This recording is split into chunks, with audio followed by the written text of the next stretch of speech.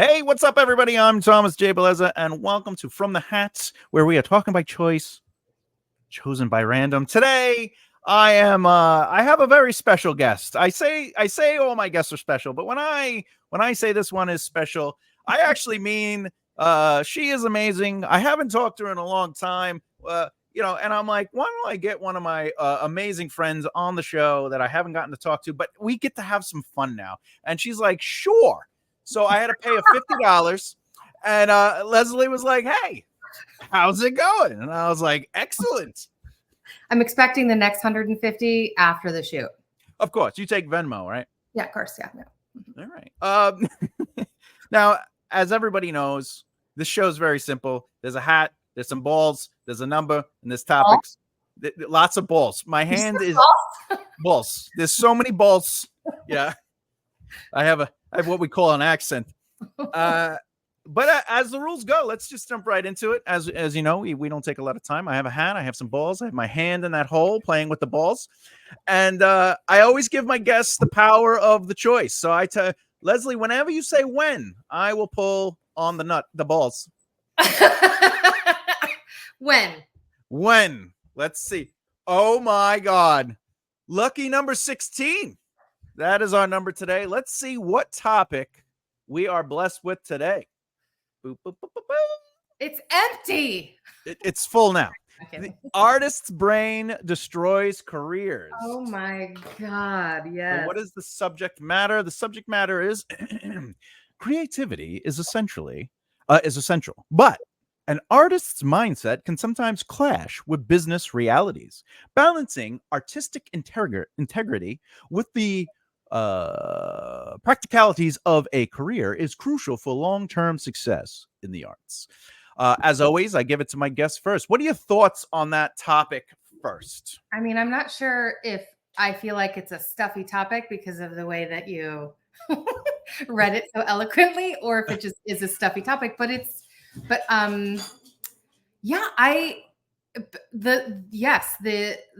reality of art definitely, I think, hinders artists. It hinders them a lot because, like, I went to school for art and they don't teach you about that part of it. Like they don't teach you like the business. They don't teach you the business part of it. No, it's all about the art, which is great. That's what you want to do that. However, that's such a tiny part of art, unfortunately. And the business is so much bigger is what I've learned. It's just such a much more massive part of it that I wish there was, more business, more practicality. Yeah, it's almost like the people who have the artistic brain don't believe anything. They believe the artistic element is the business element. So if I'm really good, I'll get discovered. Or if I perform, I'll get discovered. Or you have to perform or you won't find success. And it's like, or even my favorite, the inactiveness of, well, I have to wait until I'm good enough to start. Yeah. Mm-hmm. And you're like, Robert De Niro was not Robert De Niro when he first jumped in. Well, he might have been. I mean, it is Robert De Niro. I mean, he's not Robert De Niro anymore, though. He's like, a paycheck? Sure. You're going to de-age me? Can you just make someone else do it? Like, how's this work here? So like I've always noticed, especially in this industry, that for people that aren't actually quote unquote doing it, there is a difference between a Robert De Niro now versus, say, somebody who's like, I'm gonna be the next Robert De Niro, right? And they're like, I just have to take acting lessons, and then I need a reel, I need headshots, I need those things, or I'll never be successful. And you're like, you don't need any of that. It's good to have some of those things, but every industry, including teaching, including getting a job at a local factory, including whatever the system is, it's network market practice. You need relationships. You need to have a brand value of who you are, your values, your cores that people believe in and agree with. And then you need to learn the industry as well as your craft. Yeah. And I think people forget that sometimes. Yeah. I have friends who are, doing quite well and have been for 20 plus years in the industry. They had to make it 100% about the business in order to survive. It was originally about the art, but then it was about the business. One of my friends has been on a show called NCIS for 20 2 years. Nice. And yeah, he's been on and he started out as a 1-line, 1-day job. And he's now a series regular, and he's just turned this thing into something big. The thing is that probably about 10 years ago, he just has a small part on this show. It's not like he's a main character, but anyway. And he was like, oh, I'm really feeling like I'm suffocating artistically, and I'm doing this show. And yes, it's a regular large paycheck, and I'm supporting my family, and I own $1 million house, and so on and so forth. But he was like, I'm really starving artistically. So I think I should leave the show. And one of my other friends is an executive in the industry. And he was like, whatever you do, do not leave that show. You have a consistent paycheck. You don't know what's going to happen afterwards. You make plenty of money. Do that artistic. It's unfortunate that I have to quote that on the side. Like, do your other artistic endeavors, but don't leave. This is your job. It's a good paycheck too. Yeah, it's a great paycheck, guys. Yeah, and it's true. Yeah, and earlier you said he had like 1 line. Just for anyone who's listening, those are usually like under 5s. It's someone that comes on and goes, "Yes, I found the vacuum on when they discovered the dead body, and I didn't know, so I called the cops." And I think his was like, "Right away, Dr. Mallard." And now he's took over Dr. Mallard's place, and he has a very wonderful career. Yeah, and there he goes. And I'm sure part of it had to do with they liked him, like they enjoyed him. He did his follow-ups, maybe. I'm sure his agent or manager kept up on it, like, oh, you liked him. If you ever want him back, there's a process to it. It isn't just like, look at me, I'm acting. Yeah, there is a process. And what I think is really interesting about my friend Brian is, so he got this one part, this 1-line thing, and it turned into this big career. The first time I ever saw him on stage, we were in undergrad at CU Boulder, and he was this freshman. Nobody knew him. And he got a part in Comedy of Errors that had no lines. No lines. He was like an extra, basically. Yeah. And he did this role, and he brought his art to it. He brought all of his art to it, and he became the person on stage that was impossible not to watch. He stole the show. Yeah. He stole the show somehow with no lines. He created characters and whatever. So that's where the art is great, but he had to take that, and he was so likable, and everybody just wanted to work hard and have fun and whatever. So he took that and translated it to, he actually didn't translate anything. He brought it to his work on NCIS, and he has a huge career now. It's amazing. Yeah, it blew up. And, Jim Carrey was actually known for that as well. Like, he would get these little tiny moments in living color sketches with the performer, like whoever the performer was, it was their skit, and he'd be like this little tiny moment in it, and he would just, as not Damon Wayans, but the Thomas Wayne, Kevin Iron Wayans. He said that Jim Carrey would just put in all this work into a no line or 1-line character, and then that would be the thing that people remembered was his behavior or his performance, and sometimes he didn't even have words, and that was also true. For anyone who is listening and who is in entertainment, though, it's not really about taking over the show, though. Like if you go on stage and you're outperforming, like let's say you're in Romeo and Juliet, and you're not Romeo or Juliet, you're just somebody that gets to go, here you go, Juliet, right? Like, don't outshine the performance of the show, because it actually disrupts the experience. It's like acting with bad actors and good actors. Like, a great actor looks terrible next to bad actors.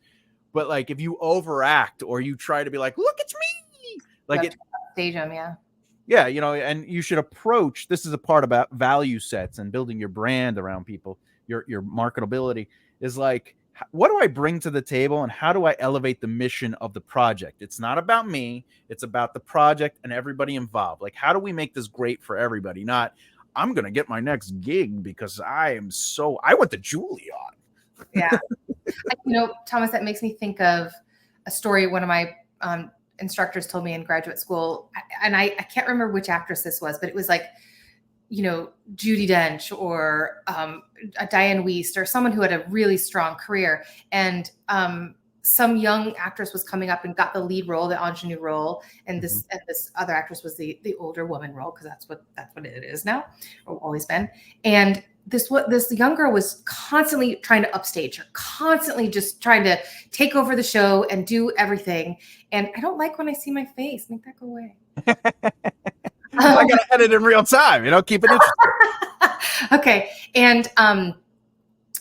And this girl was just being insufferable, and she was upstaging her regularly. So what this actress, and I wish I could remember who it was, what she did was she was drinking a glass. This is on stage in Broadway in front of, however many people. And the older actress took a drink of her drink and set it on the, what's that thing above a fireplace? The mantle. Yes. And she set it on the mantle, but she set it so that her cup was like just over the edge of the mantle, over far like that. So the audience was focused 100% on the cup, and is it going to fall over? Is it going to drop? Because I think she adhered it with like gum or something. Yeah. And so she was like, basically like, "Fuck you! This is business. If you want to take this over, I'm going to show you how this business really works. You don't behave that way." That's funny. So she apparently tamed herself. Yeah. Here's the cup. Will the cup fall? Look, sometimes people do that. Oh, hey, kitty cat. Bye, kitty cat. She just runs around. She just wants attention because I'm existing right now. I saw your kitty cat earlier. It just ran across the screen. I was like, oh, look at the kitty cat. There are 5 here. There are 5 here right now. So you can't have too many cats. That's what the rule says. You can't. One of them is a teeny tiny. Hopefully he'll make an appearance. Now, being that you're in and around the industry and stuff like that, what is something that, based on this idea, the artist brain destroys careers, what is an example of that where you saw someone that was talented and you were like, this person has what it takes, but their own artist brain mentality destroyed their career and they never went anywhere? What is an example of that? So one of my friends, she's the best actor I've ever seen. Mm-hmm. I have always said since I first saw her perform that Meryl Streep would beg to work with her. Like, she's incredible. She's also really insecure, which I didn't even realize because she just was such a monster. And she got in her own head, because I think part of the artist's brain is, unfortunately, there's a lot of insecurity because there's so much rejection. And you're putting yourself out there. It's very vulnerable. And so we've recently got back in touch, and she just never believed that she was that good. Wasn't even aware that she was that exceptional. And she went to New York for a little while, but New York is tough, and it sucked her life away. And then she went to Oklahoma, and she did a theater company, and then she did really well in Denver, but she never did anything. And I swear to Zeus or Cthulhu or what have you that she's absolutely Meryl Streep quality. Just incredible. Just incredible. If she got in front of the right people, she'd blow their mind talent wise. Yeah, just amazing. There was this audition for Beauty and the Beast, right? I normally won't do auditions. I just rather focus on relationships, and I would rather help a project than act in a project. But if they want me to act in it, I will. I'm not like, I need to be an Oscar. I need that. It's my career. And anyway, there was this musical, the Beauty and the Beast, and one of my friends was auditioning for it, and she's like, you should come in for the Beast. And I was like, all right, I guess, whatever. So I get there, and there's like 3 guys and then me that are all auditioning for the Beast. One guy looks like he is a beast, but not like muscular. He's just as big as you can be, and he's sweating. So I was like, he's not a prince. Like, he doesn't look like a prince, He looks like the Beast. So, maybe he's out, whatever the case may be. Anyway, so I get up there and I start singing, and I get a standing ovation from the whole audience. Yes. Yeah, this is great. But then the director, who was also casting the project, she's like, can you move your vocals though? Meanwhile, I did, I did the big Beast number. And I was like, yeah. And she's like, all right. Like, she's looking for a reason for me not to be good enough or whatever. So Oh, love that. she's like, can you move your vocals? So I was like, yeah. What do you want me to do another song? And she's like, yeah. What do you know? And I was like, anything from Jekyll and Hyde. I know the whole, it's my favorite musical. And she's like, all right, do one of those. So I did Confrontation, right? And she's like, okay, all right, clearly, all right, you know how to sing, because I got to sing because I did the big note at the end, and I was like, I had the big beast voice, the big, and she's like, great. So she's like, all right, excellent, excellent. So she calls me up 2 days later, and she goes, listen, I chose you for the beast, but my daughter is Belle, and she doesn't know you, but she knows this other guy that auditioned for the beast. And so I'm going to go with the guy that she knows. Ah! And it ended up being the big guy that's sweaty. Ah! Now, she goes, you were very good, but she knows him and she feels comfortable with him. Would you rather be ensemble? And I go, what do you mean, like a dish? And she goes, yeah, like one of the cups or something. I was like, does it pay? She's like, no, only the lead roles pay. And I was like, oh no, I'm not gonna do it then. I don't need to act. I want money, And she's like, all right. But everyone that was cast in that musical ended up being either a direct friend of Belle, the actress Belle, or a direct relationship to the director. So I'm like, well, why even call me? You could have chose this person and not told you about it. You'd have never known. Yeah.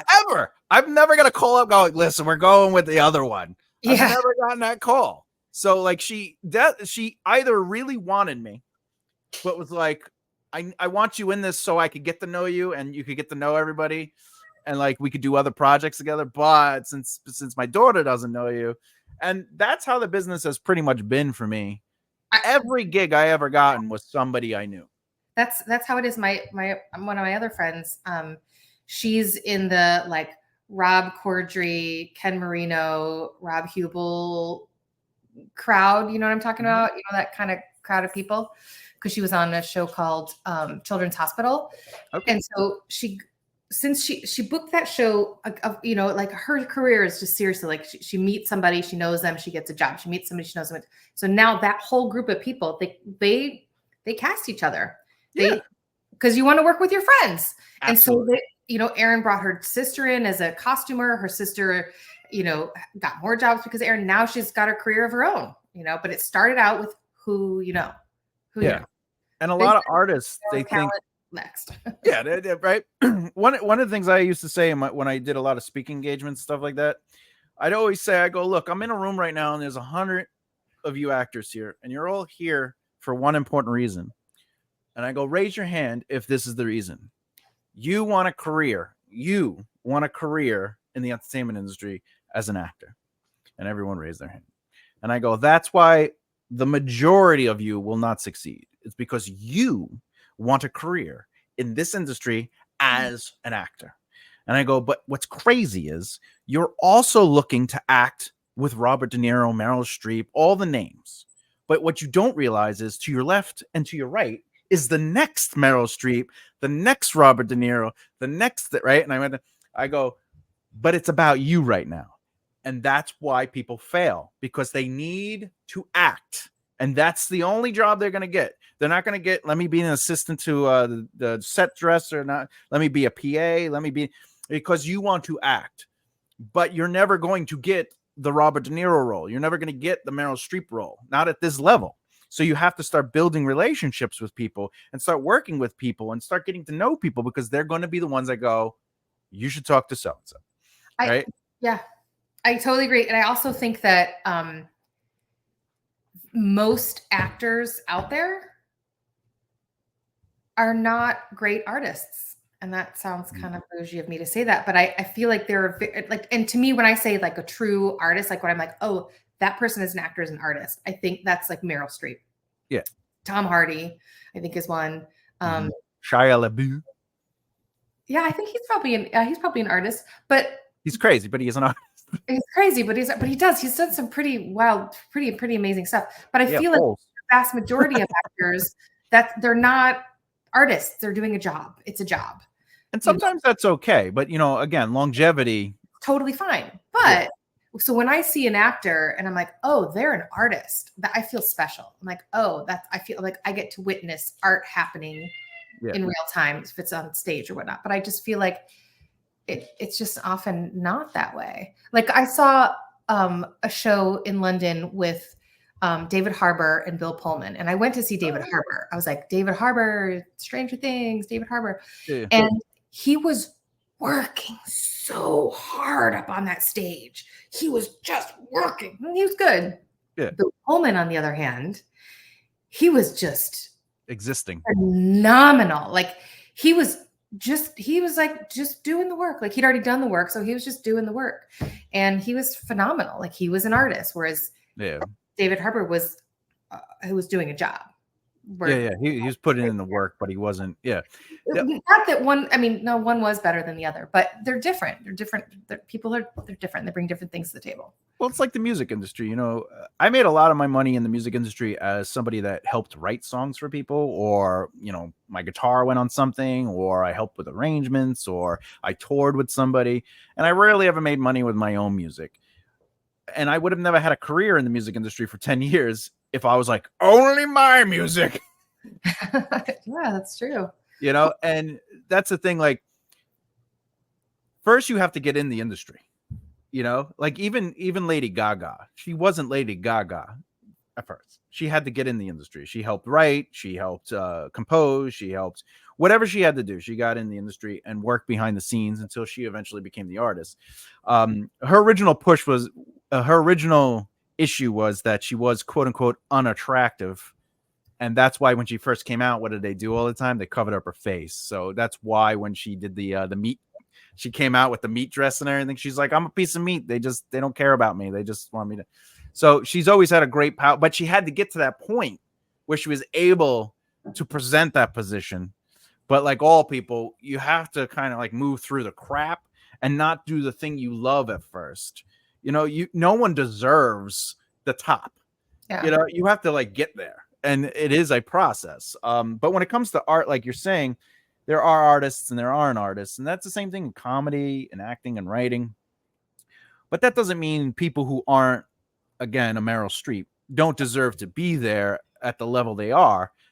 But also, there's some actors right now that are just coming out and they're in their 20s, right? And they're doing their parts. And sometimes they're doing their like performances, you know, like Tom Hanks in Bachelor Party was performing.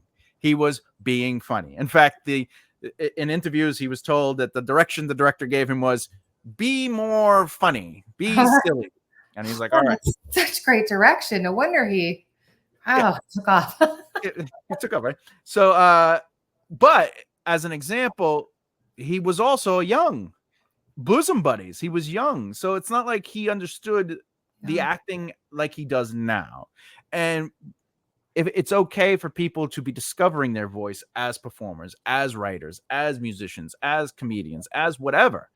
But if you rely on your talent in the beginning of your career, you won't have longevity. And that's the hard part is they're like, well, just look how good I am. But you're not good. You're a baby. Yeah. You can't be great at 20. It just can't. You can have something about you. I mean, some people can be great at 20. Very rare. Very, very, very rare. Very rare. But even that greatness for someone at 20 is not their best when they're 40. You know what I'm saying? Like Daniel Day-Lewis was probably amazing when he started, but if you look at him then versus now, you're like, it's almost a different person. Yeah. And that's the thing is like, you're always going to be getting better. Yeah. But if you just go, well, I just want to perform. You know, then do it as a hobby, right? Like exactly. I have monologues. I'll send them to you. I mean, I remember our first day in it was called Studio One when I studied acting in undergrad, and our instructor, love him, he's fantastic. A lot of it, we're all still in touch with him. He gave us like a 45-minute speech, and in that 45-minute speech, he's like, look around. There's 20 of us, 22 of us. He's like, look around. 2 of you might make it. And he's like, by make it, I mean, you might be able to pay your bills acting. Not make it like celebrity make it. Yeah. It's a 98% unemployment rate. This was back in the late 90s, mid 90s. 98% unemployment rate. Now, since then, so much more TV is available. There's so many more channels and shows, streaming, streaming, all that stuff. And now the unemployment rate has boosted to 97%. What? Really? Oh, yeah. 1% with all those channels and shows has it improved by. So you have to think about that. It's a job you're going into. If you want to do it as a career, you are walking into the hardest career to get work in, much less earn a living in. Yeah. I mean, if you go back to the 80s and you look at every movie that came out, there's like 15 actors that did those movies in the 80s. Then you move to the 90s, and slowly the 80s actors are being moved out for the 90s actors, and so forth and so forth and so on. They go, who made us the most money last month? Cast them. You know what I'm saying? Like, Denzel Washington still has a career. Yes, he is a good actor. Yes, he has charisma. But putting his name on something and then it being terrible still makes money. Yeah. And that's why when Bruce Willis, when he was going through his downfall because of his health issues, and he was just putting out project after project after project, he was still getting paid. Even though those things either went right to streaming or, as we call it back in the day, right to VHS, right? He was still getting Bruce Willis money because in their mind, and I see this with independent directors and filmmakers all the time, they're like, I got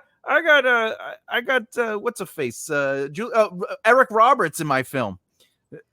And you're like, and? Yeah, but it's Eric Roberts. Yeah, but you spent half your budget on Eric Roberts because he's like, of course I'm going to get paid to do this piece of crap because no one knows who you are. No one's ever going to see this. And then the director or creator's like, I have Eric Roberts. I'm going to sell this to a studio.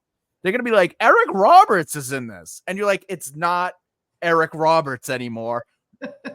Nor is it Eric Roberts now because he's like, I'm just getting a paycheck. Yeah, totally. You know, and that's the thing. They'll spend their money on names. Not that Denzel Washington is doing an independent project to make a paycheck, but you know what my point is. It's totally. You know. Mm-hmm. I mean, my friends are always like, what's the name we're going to get to this? If there's I'm up for this role, but it's probably not going to get picked up unless we attach a name for it. What kind of a name? A big name? How much of the name? I mean, it's all name. But nowadays it's hard to get to have a name because the market is so saturated, you know, it's hard to get to that point. Yeah. There aren't movie stars nowadays. No, like we knew them. I think the last living movie star, this is something that I have said for years. Right now, I think there's one last Harrison Ford. Nope. Oh, okay. 2 more guesses. Oh. Meryl Streep? Nope. Movie stars. Like a movie star in the old. Oh, it's either going to be, it's one of these two. It's either Brad Pitt or the other blonde guy. That's really, everybody loves him. I was in La La Land. Ryan Gosling, no. Tom Cruise.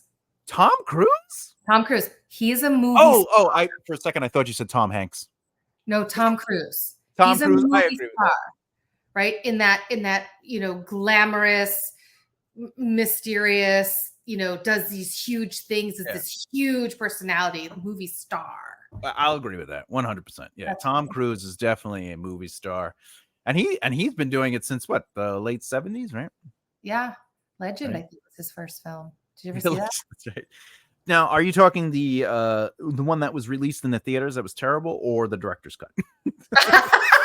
I don't know. Both. The director's cut actually has a narrative. Oh, I mean, I haven't seen it in years, so I don't even remember. I just know that he's gallivanting around the forest with his fucked up teeth and loincloth, and that's really all that matters. Poor Tom Cruise. And it also has what is light without the dark. It's Tim Curry in it. Oh my God, is Tim Curry in it? Yeah, he's the devil.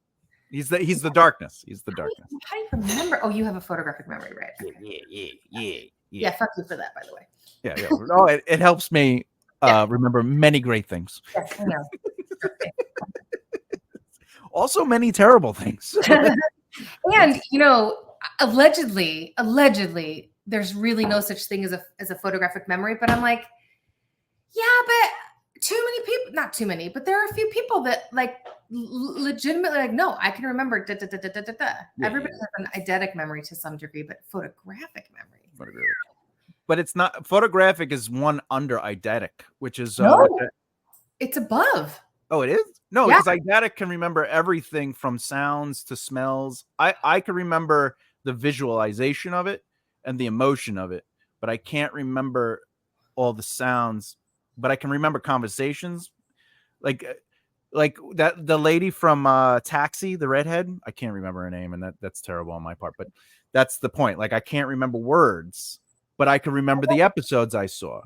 Okay, so can you read something and remember it word for word? Because I have dyslexia. Me too. Right? It's hard to remember the words because I can't, they're jumbled anyway. However, if you've ever seen me perform theater, there are occasions where I do this, where I go and I'm reading the page.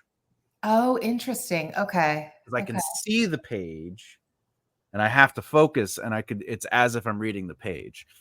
I used to get in trouble for that all the time because the other actors, like the director would be like, here's the script. And they're like, we're going to work on the first scene. And I would go behind a van and just look at it. You know, and then I'd run out without the script, and everyone has their scripts on stage, and they're like, it's unfair. And the director's like, it's not unfair. Him having the script or not doesn't affect you unless he doesn't remember the words, but he's saying the words and your words. It's a competition, Thomas. Don't you know that? It's a competition. It's always a competition. Always a competition. So weird with that. One time, my first acting gig ever was in Romeo and Juliet, right? And but I was only the prince, you know, two households, both alike in dignity, in fair Verona, where we lay all seat, right? That whole crap. And anyway, but I also get that scene where I come down the stairs and I'm like, why are you guys fighting? If you do this again, if you two households are gonna fight, I'm gonna beat the shit out of you, right? Like that scene. And anyway, I did that, and they were all like, "This is your first acting gig?" And I was like, "Yeah." They're like, "Oh, you got a lot of like, you're able to emote, you know?" And I was like, "Well, isn't it just like, I don't know, you put yourself in the situation, how would I feel? And then I'm just feeling what I would feel." And they're like, "Oh, you're not associating it with something?" No, because I'm in this situation. I gotta say, I love that. I love that was your experience. And here's the thing. Correct me if I'm wrong. You don't have any formal training like I did. Like I have no training whatsoever. So here's how I think that absolutely plays to your benefit in such a massive way. Because I have kind of an experience. So when I didn't start acting until my senior year of high school, the very last play. Then I went on to a junior college. So 5 years ago. So like 5 years ago, yeah.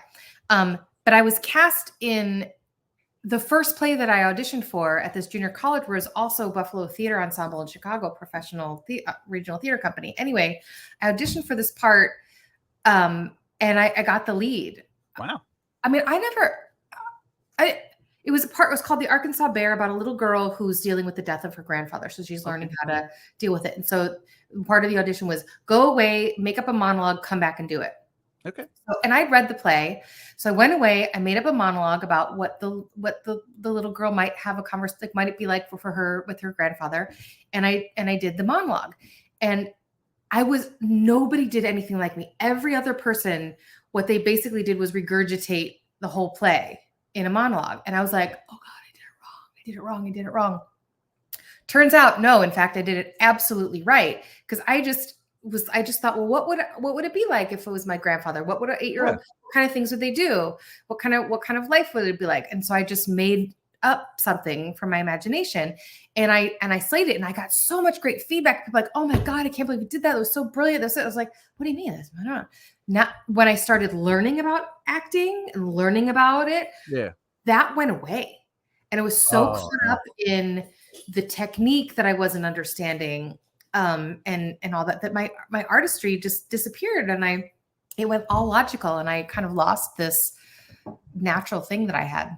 So yeah, I've seen actors become technically good, but like they lose their instinct because they're like, well, how would I approach this?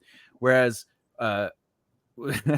when I had my theater, and people would ask me about like, because at this point I had been acting for a while, and I was like, well, the secret is to listen, but that's bad advice. And they'd be like, oh, I hear that all the time though, but why is it bad advice? And I go, because you don't know what that means. I mean, good point, because it's actually fantastic advice, because all you really need to do is listen and respond. That's Meisner, right? Yeah, but like, but it is, people don't know how to fucking listen, because they're doing, they're listening to respond instead of listening to hear, right? Correct. Yeah, exactly. And that's the extra piece of advice that no one gives. They just go, you gotta listen more. Yeah, but I am listening. No, you're not. And it's like, well, what do you mean? Because exactly as you said, you're listening because you're waiting for your cue. Mm-hmm. But you're not hearing what they are saying to you. And when I did Hamlet, as Hamlet, I used to play some of the scenes I knew I could play with the actors, and other scenes I couldn't, right? Because I knew some listened and some didn't. And the scenes where people listened, I had so much fun on stage, from like changing up every night. I would change up my approach. I would the other thing I did, I was not a crazy Hamlet. I did not play Hamlet crazy. I played Hamlet in grief. Because that's what's going on. People and there's literally crazy. He's not crazy, because at one point he even says basically that he's like, all right, I just accept the situation. My uncle is stooping my mom, my father is dead, and there's nothing I can do about it. Like, he's literally like, forget it. He's just going through grief because his father dies, and then the girlfriend dies, and then right, and then he's at the end, and he's just like, oh my god, my mother's poisoned. This guy's this is just, you know what? And then he has a nervous breakdown, but he's not going crazy. He's like, everybody I love is dead or dying in this. Anyway, people they were like, you didn't play him crazy. I go, no, he's smart. He's playing with people. He's fucking around. Yeah, complicated grief disorder will fuck you up. That's right. To be or not to be is not about like, should I be dead or not to be dead? There is so much more to that moment that I think having chronic depression allowed me to understand that perspective, that it was pure grief the guy was dealing. Anyway, but with some scenes, there was this one actor that's a really close friend. I think you actually know Tom Booty. You know Booty, right? Yeah. The Boots. He was the guy who worked on The Circle with me. I never met him. He was the guy with the big. All right. We're the Toms. Anyway. Yes. I remember him. Yeah. I've seen it. Okay. Yeah, I could play with him on stage, but then there was this other guy. I'm not going to say his name because I'm about to knock his performance, but he performed the part, meaning every gesture, every rhythm, to the point where I just started interrupting him and go. Oh my god! Which would cause him to have an emotional moment because he'd be flustered. So then there's an actual reaction, and then he's like trying to think of his words, which made it look like he was indeed nervous around me, right? And then afterwards he would just be like, "Could you just do it straight, man? You make it so difficult out there." And I'm like, "You're actually making it difficult for me to have fun."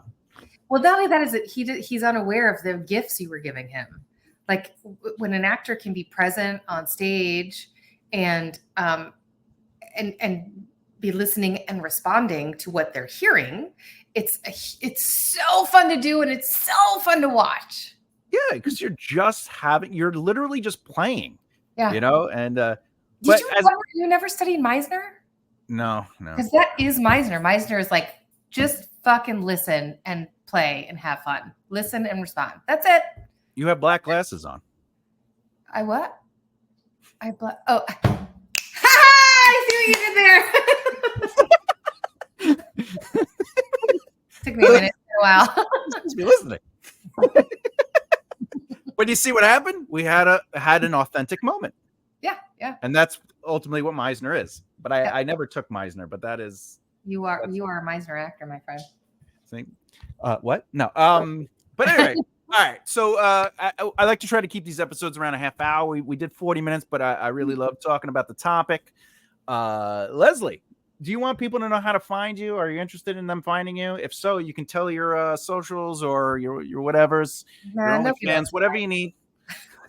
Nobody needs to find me. All right. I have a footfinder.com. It's DJ Bleak. No, everyone knows how to find me. Make a right left here.com. What happened? Find me at FetLife? I'm kidding. You sure? You'd be surprised. You might find me on there. I mean, I am on FetLife, but I'm not on FetLife. Oh, you're like I have a thing, right? But it's gone. It's gone. But I don't. Yeah, I don't. You don't actively jump on there and be like, let me see these tree trunks. Yeah, no, it was curiosity and it was fun. But yeah, it was fun back in the day, last month. Anyway, with that, I am Thomas de Bellezza, and you are listening to From the Hat, where we are talking by choice, chosen by random. I'll see you next time. As always, bye.